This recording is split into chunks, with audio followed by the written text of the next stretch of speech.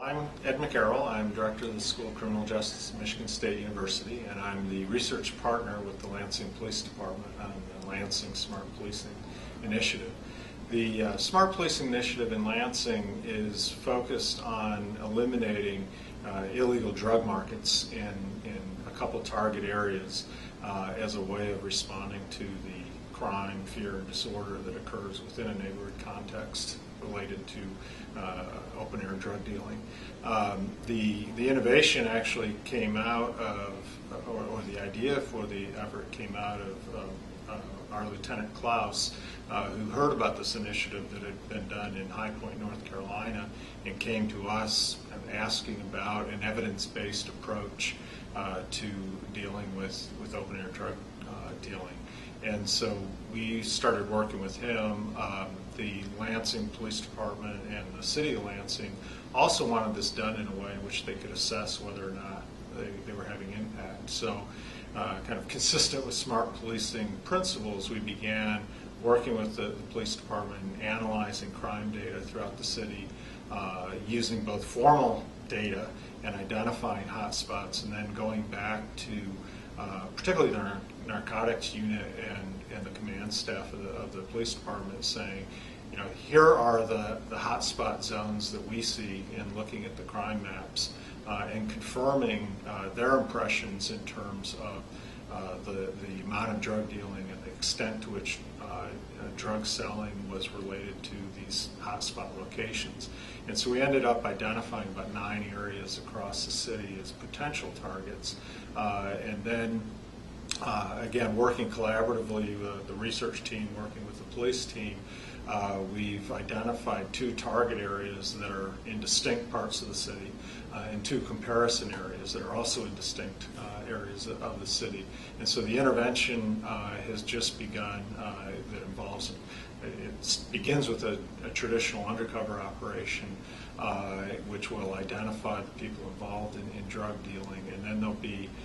kind of in the spirit of smart policing, the police department working with the prosecutor's office is going to make a determination in terms of who are the individuals that, on the basis of either long criminal histories or violent backgrounds, need to be prosecuted for community justice and public safety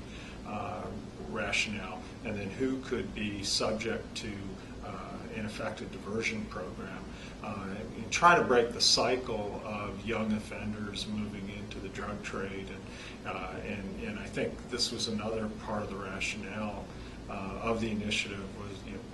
you've done drug operations for 30 years in some of these same neighborhoods, and while having a short-term impact, the problems continue to reemerge. And so this is a strategy trying to have a more permanent impact.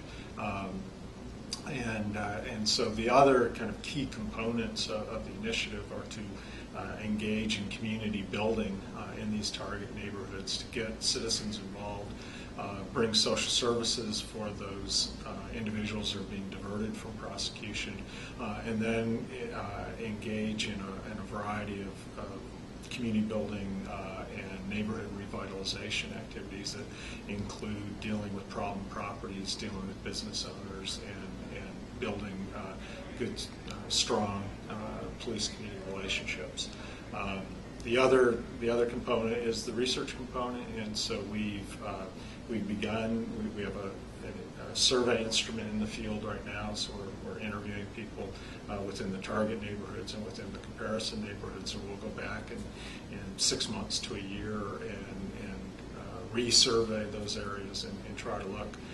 for the changes in the perception of the neighborhoods, of the residents of those neighborhoods, in terms of things like, you know, their perceptions of crime, their perceptions of disorder, their fear of crime, but also their perception of the police department and the justice system, hoping that what we see are improved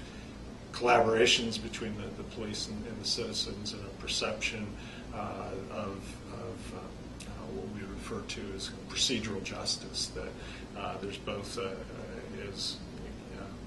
part of the smart policing philosophy of being both fair and effective. And so we're hoping to see that impact among these residents.